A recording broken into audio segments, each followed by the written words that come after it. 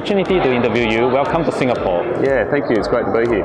Yes. Can you please introduce yourself and your company? Yeah, sure. Okay, my name's Andrew Sparke and I'm the Managing Director of QMines Limited. The ticker code is QML. We're listed on the ASX. And at QMines we've got a really exciting business. We've got a copper mine in Queensland in Australia. It's an ultra high grade historic mine, and we've been working really hard to grow that resource since listing 2.5 years ago. And now we're starting to look at how we transition that mine into production. One thing that really sets us apart from everyone else is that we're doing it very sustainably. So we're very proud to say that we're one of only 3 listed resources companies today that's actually certified carbon neutral. So we've got solar on site, we've got wind on site, we've got battery.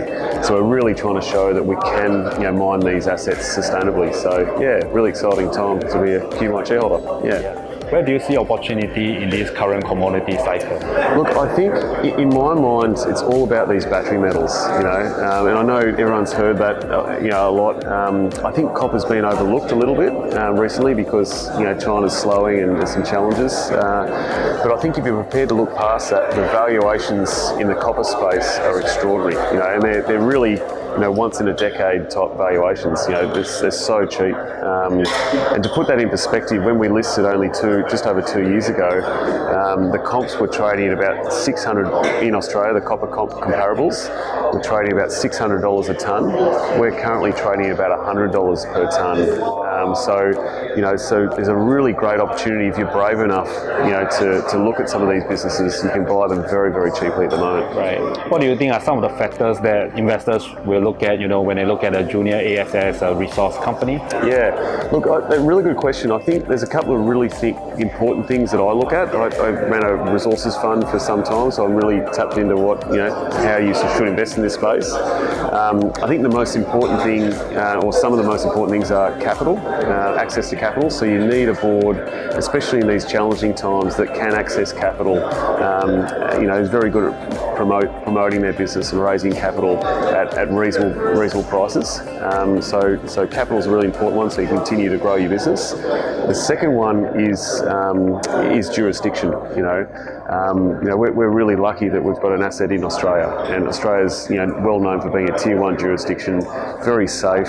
You're never going to lose your asset because the government changes their mind or anything like that. So jurisdiction is really, really important. And then the last thing is, and probably the most important thing, is actually timing. You've got to never underestimate timing in the resources business, because it's very, very cyclical. So if you can get your timing right, i.e. buy when everyone's running for the doors and valuations are really cheap, and you're prepared to hold, you can really generate some real strong outsized returns. So yeah, I like your 3 factors that you have shared. So I also understand that you have been in this business for many years. Yeah. So what are some of the challenges that you have seen, and how do you overcome them? Yeah, very good question.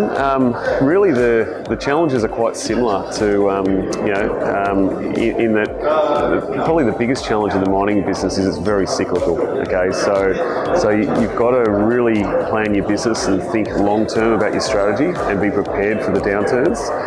But also you need to be able to really maximise the top end of the cycle. So when there is a lot of capital come back to the cycle, you need to be a lot of news flow, a lot of development, a lot of progress, a lot of really strong catalysts that can generate returns for shareholders. So timing's, I think, one of the biggest challenges in this business for sure.